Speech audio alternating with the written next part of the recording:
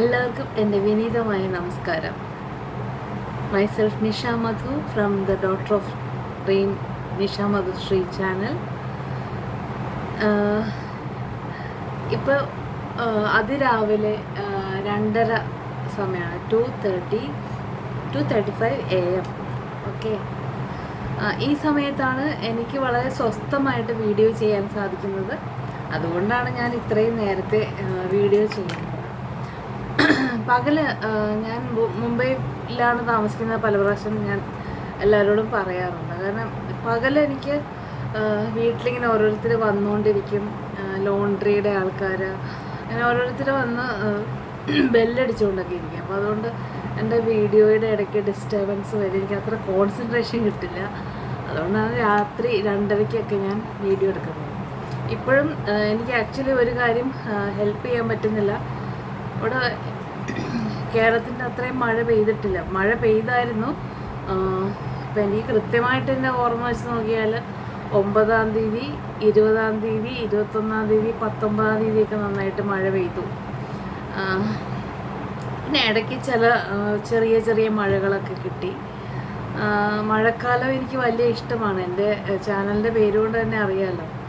ഒരു തീരെ ചെറിയ കുട്ടികൾക്ക് ഉൾപ്പെടെ മഴയത്തും വെള്ളത്തിലും കളിക്കാനൊക്കെ ഇഷ്ടമായിരിക്കും. അതുപോലെ തന്നെ ഞാൻ ഇത്രയും ഏജായിട്ടും എനിക്ക് മഴയത്ത് എന്താ പറയുക, മഴയത്തൊരു സഞ്ചരിക്കാനും മഴയത്ത് കുടയൊക്കെ ചൂടിയാലോ കുട ചൂടാതെയോ എങ്ങനെയെങ്കിലുമൊക്കെ ഒന്ന് പോയി സന്തോഷിക്കാൻ വലിയ ഇഷ്ടമാണ്.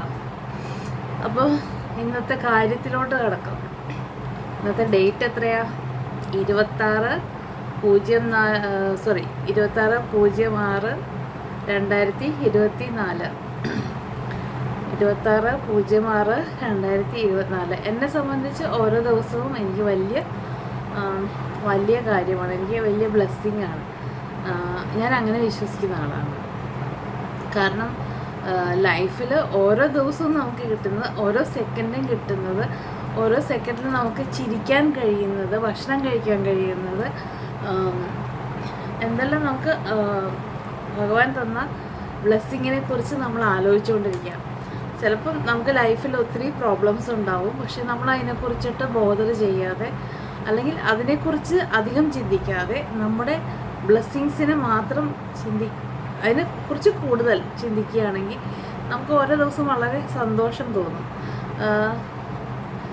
ആർട്ട് ഓഫ് വിഷ്വലൈസേഷൻ എന്ന് പറഞ്ഞിട്ട് ഒരു കാര്യമുണ്ട്. Art of visualisation. Okay, art of visualisation എന്ന് പറഞ്ഞു കഴിഞ്ഞാൽ നമുക്ക് അടുത്ത ദിവസം അല്ലെങ്കിൽ വരുന്ന വർഷങ്ങൾ എല്ലാം നന്നായിരിക്കുമെന്ന് നമുക്ക് സ്വന്തമായിട്ട് വിഷ്വലൈസ് ചെയ്യാം. അങ്ങനെ നമ്മൾ വിഷ്വലൈസ് ചെയ്യുമ്പോൾ നമുക്ക് പിന്നീടുള്ള ഓരോ സെക്കൻഡിന് ഒരു പ്രസരിപ്പ് കിട്ടും. ഇത് ഞാൻ റേക്കി ഹീലറും കൂടെയാണ്. ഞാൻ റേക്കി പഠിച്ചിട്ടുണ്ട്, ക്രിസ്റ്റൽ ഹീലിംഗ് പഠിച്ചിട്ടുണ്ട്. അതിന് ശേഷമാണ് ഞാൻ ഏറ്റവും കൂടുതൽ ഞാൻ എന്നും പോസിറ്റീവായിട്ട് തന്നെ കാര്യങ്ങളെ കണ്ടുകൊണ്ടിരുന്ന വ്യക്തിയാണ്. എങ്കിൽ പോലും എന്താ പറയുക, ചില ചെറിയ ചെറിയ കാര്യങ്ങളിൽ പെട്ടെന്ന് സങ്കടം വരും, അല്ലെങ്കിൽ ആൻഷ്യസ് ആവും. അതായത് ആരെങ്കിലും യാത്രയ്ക്ക് ചെയ്യുകയാണെങ്കിൽ, ട്രെയിനിലോ ഫ്ലൈറ്റിലൊക്കെ യാത്ര ചെയ്യുകയാണെങ്കിൽ അവരവിടെ എത്തുന്നത് വരെ എനിക്കൊരു ആദ്യമായിരിക്കും.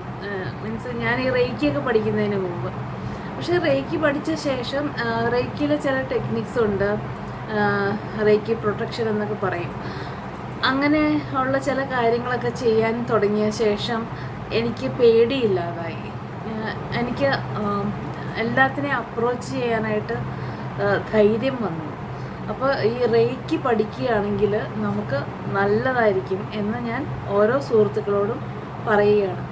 റേക്കി പഠിച്ചു കഴിഞ്ഞാലുള്ള ഗുണം എന്ന് വെച്ച് കഴിഞ്ഞാൽ നമ്മുടെ എന്താ പറയുക, നമ്മളെല്ലാവരും മനുഷ്യരാണ്. നമുക്ക് ഓട്ടോമാറ്റിക്കലി കുറച്ച് നെഗറ്റീവ് ഇമോഷൻസ് എപ്പോഴും നമുക്കുള്ളിൽ വരാൻ സാധ്യതയുണ്ട്. അപ്പോൾ ഫോർ എക്സാമ്പിൾ ഒരു ചെറിയ കാര്യം പറഞ്ഞു കഴിഞ്ഞാൽ, ഇപ്പം ഞാൻ എന്നെ തന്നെ ഉദാഹരണമാക്കാം. ഞാൻ ഡോക്ടറാവണമെന്ന് ആഗ്രഹിച്ച ഒരു വ്യക്തിയാണ്.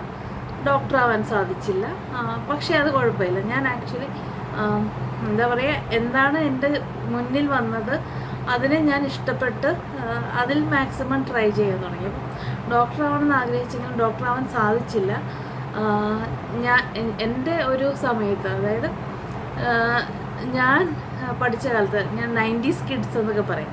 അപ്പോൾ ഞങ്ങളുടെ സമയത്ത് ഒരു മെഡിക്കലിൻ്റെ സീറ്റ് കിട്ടണമെന്നുണ്ടെങ്കിൽ എൻട്രൻസ് എഴുതി, ഓരോ എൻട്രൻസിന് നമ്മളെപ്പോഴും MBBSനാണ് പ്രിഫറൻസ് കൊടുക്കുക.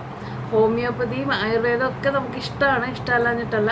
പക്ഷെ നമ്മളെപ്പോഴും ആദ്യം MBBSനാണ് പ്രാധാന്യം കൊടുക്കുക. അപ്പം MBBS പഠിപ്പിക്കുന്ന മെഡിക്കൽ കോളേജുകൾ കേരളത്തിൽ വളരെ കുറവായിരുന്നു. അതുതന്നെ ഗവൺമെൻറ് അഡ്മിഷൻ കിട്ടിയാലാണ് ഒരു സാധാരണക്കാരുടെ ഫാമിലിക്കൊക്കെ അതിനെ എന്താ പറയുക, അതിനുള്ള കപ്പാസിറ്റി നമുക്കൊരു സാധാരണ മനുഷ്യർക്കൊക്കെ ഉള്ളൂ. അപ്പോൾ എന്നെ സംബന്ധിച്ച് എൻ്റെ വീട്ടിലുള്ള അച്ഛനും അമ്മയും വർക്കിംഗ് ആയിരുന്നു. പക്ഷേ അവർക്ക് അങ്ങനെ എന്താ പറയുക, അത്രയ്ക്ക് വിശാലമായ കയ്യിലങ്ങനെ ക്യാഷൊന്നും ഇല്ല. അതായത് ഡൊണേഷനൊക്കെ കൊടുത്ത് ബാംഗ്ലൂർ എവിടെയെങ്കിലും MBBSന് അഡ്മിഷൻ മേടിക്കാനുള്ള പൈസ